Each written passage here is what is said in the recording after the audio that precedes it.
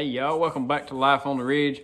Wanted to do a quick video for you of kind of some challenges that we had faced while building our pole barn house, and just to kind of give you some things to think about. Before we get started, if you hadn't done so already, go over and check out our Instagram page. Follow us on Instagram, help us grow over there. And if you're interested in these Barndomium / pole barn type homes, go over and check out Hank and Gina's house at Hamiltonville Farm. I'll leave a link down in the description box, and I'll leave a card up here too. Go check their house out. While you're over there, click that subscribe button and tell them I sent you over there. So let's get right to it. So number one would be the budget. Sticking to the budget is a big challenge, and prices fluctuate a lot, and things change during the process. So sometimes you have to give and take.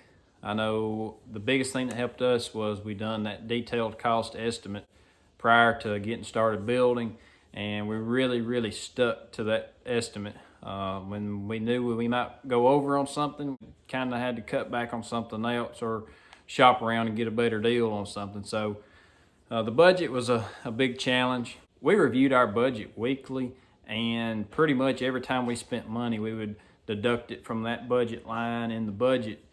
And just to know where we stayed, I was constantly running numbers just to make sure we stayed on budget. And so that helped. Like I said on the other video, we did finance it through a small town bank, but we did cash flow a good bit of it, but we did use that construction loan.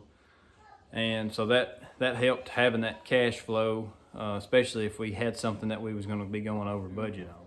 Number two would be weather. The weather delayed our dirt work by a couple months, and then when it came time to get our building started, it delayed it by a couple of months. We were out there in January, February, March during the rainy months here in Mississippi.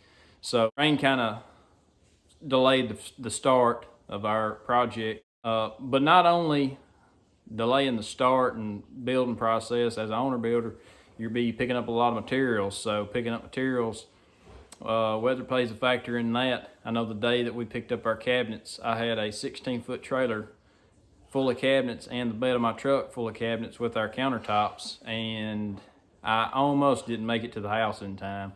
As soon as we got back to the house here and got everything unloaded, the bottom fell out and it rained hard for a while. So I got lucky on that. Number three would be staying organized. I'm a pretty organized person anyways, so this one wasn't as challenging, but working on the house and trying to keep the workspace organized, that was challenging for me. Being organized is going to help you stay more productive and keep you on budget. I know every now and then I would have to stop and kind of clean up around the house because the mess would just kind of get to me. But starting out's really easy, staying organized, but following through after months of building, that's a little tougher. I know my truck was a disaster during the whole build, but we made it through it. But staying organized, that's a big challenge. So number four would be delaying pleasure. When we built, it was the middle of summer, and so I missed out on a lot of good fishing. I had to put off fun to work on the house. But that being said, make time for fun every now and then. You gotta get a break. Balancing your career and your family life, and then not to mention you're building your own house. That's a challenge. So try to have your priorities in line before you start the process, because it doesn't get any easier during the process. They say that building a house will test a marriage.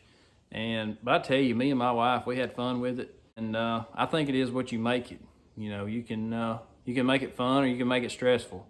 I think being on the same page on as much as you can, if not everything, before the project starts is really helpful, and making sure each person is informed on everything from the budget to picking out stuff. Sit down and decide everything together.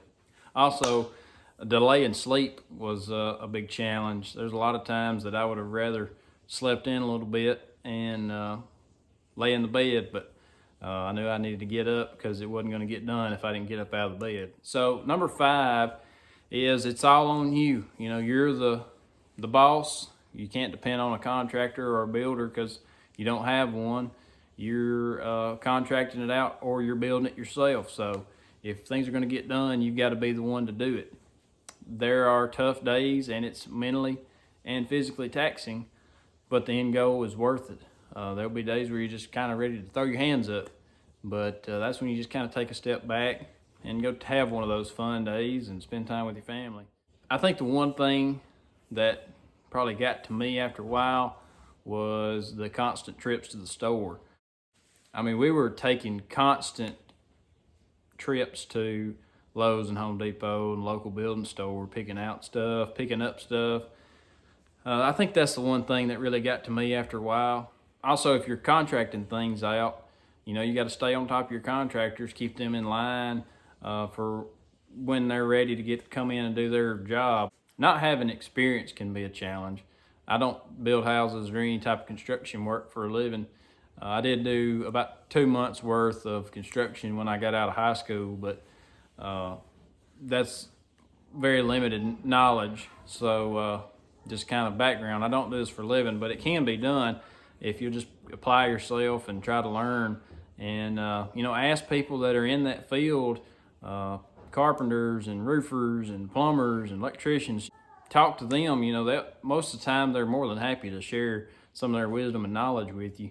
And don't be afraid to ask. They'll talk to you. Just ask them. I done a lot of research before this whole process started, between reading and watching videos and talking to people. So put in your research before the process starts so you'll be as well informed as you can be. And also, it's nice to have someone you can depend on, because there will be days where you need an extra set of hands.